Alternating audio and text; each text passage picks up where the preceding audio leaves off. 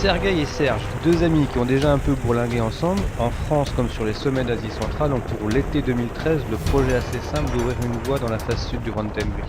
Le Ron, c'est une montagne mythique au Kyrgyzstan. Une bien jolie pyramide de 7010 mètres dont la face sud est restée vierge. On se demande bien pourquoi d'ailleurs. Très vite après leur arrivée au camp de base, ils vont commencer leur période d'acclimatation dans la voie normale du Ron Tengri.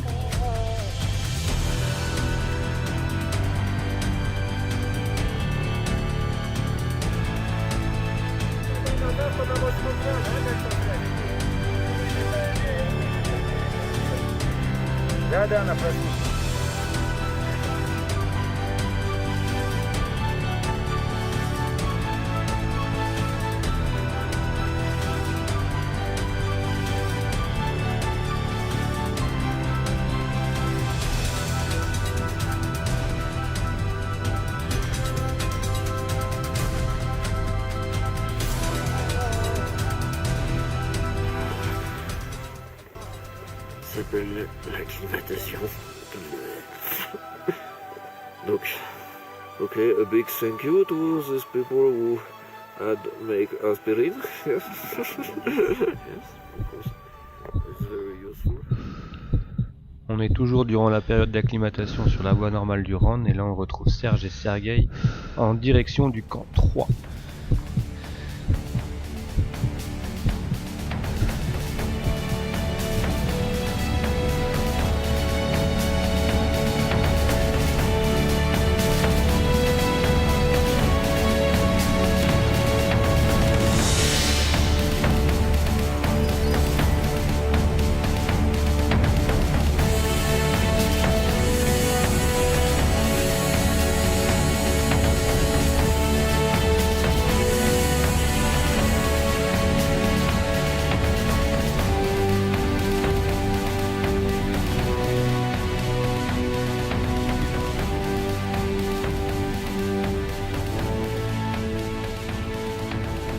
Alors ensuite tout s'est pas déroulé comme prévu.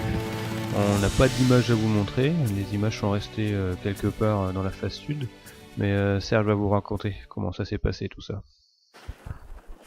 Bon, donc le 26, en fait, on est parti dans la face. Alors on avait une prévue météo qui nous donnait un jour de beau, 2 jours médiocres derrière et 3 jours de beau successifs après. Donc en fait, nous, notre plan, c'était pendant le jour de beau, on monte, on se cale dans une crevasse qu'on avait repérée à 5003.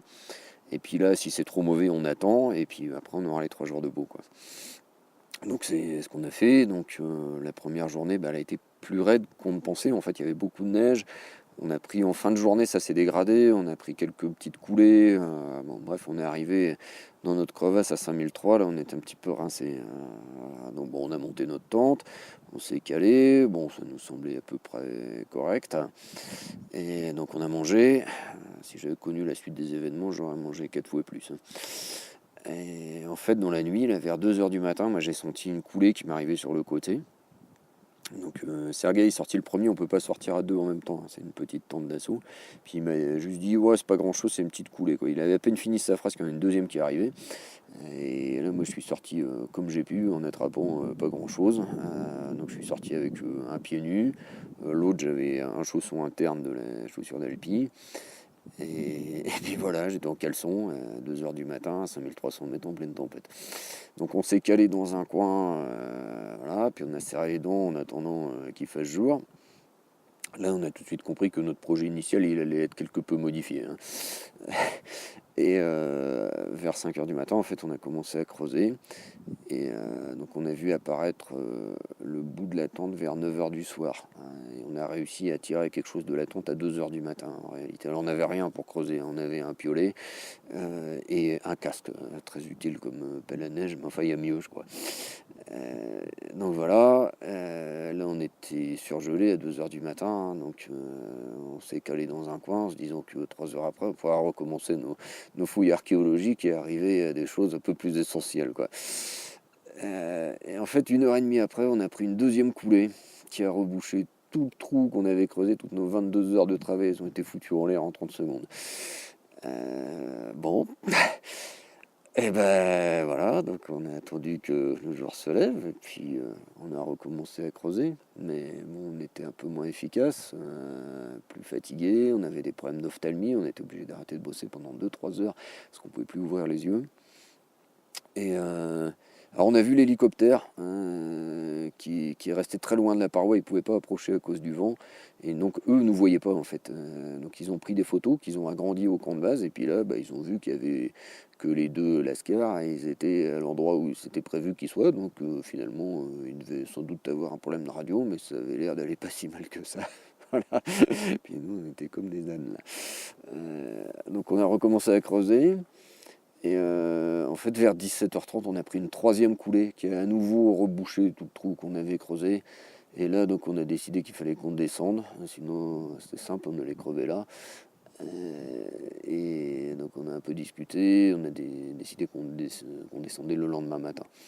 Donc, on a passé la nuit la plus froide qu'on ait jamais passée en montagne.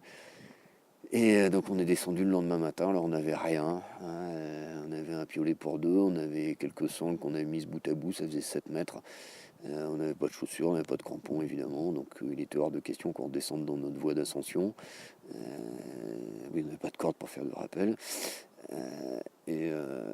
donc on est redescendu sur le côté, en fait dans des coulées d'avalanche, dans un truc on va dire, une voie originale, hein, mais un peu malsaine hein, quand même. Donc on est redescendu comme on a pu, on y a passé la journée et puis on a atterri au camp 1 à la nuit tombante. Et là il y avait des êtres humains, donc on a pu manger, boire, se réchauffer. Et le lendemain encore, donc on est reparti au camp de base où là il y avait un médecin qui a pu m'apporter les premiers soins. Et donc je lui dois mes orteils, hein, il y a tous les morceaux, ils m'ont rien coupé, merci docteur Havas. Et voilà, c'est comme ça qu'on a lutté contre l'esprit bourgeois. Hein. Puis à part ça, la vie continue. L'alpinisme aussi. D'ailleurs, c'est un petit peu la même chose, non?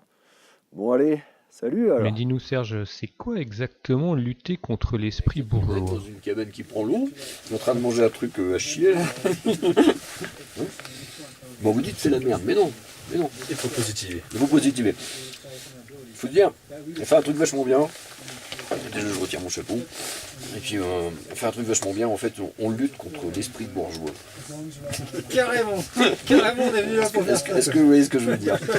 Alors, l'esprit bourgeois, le truc qui dit ouais, tu rentres chez toi, nana, me péter une bière au frigo, regarder la télé, les informations, l'autre crétin là, qui va nous raconter des couilles au soir, Marine Le Pen qui a fait 3% de plus que d'habitude, bon d'accord.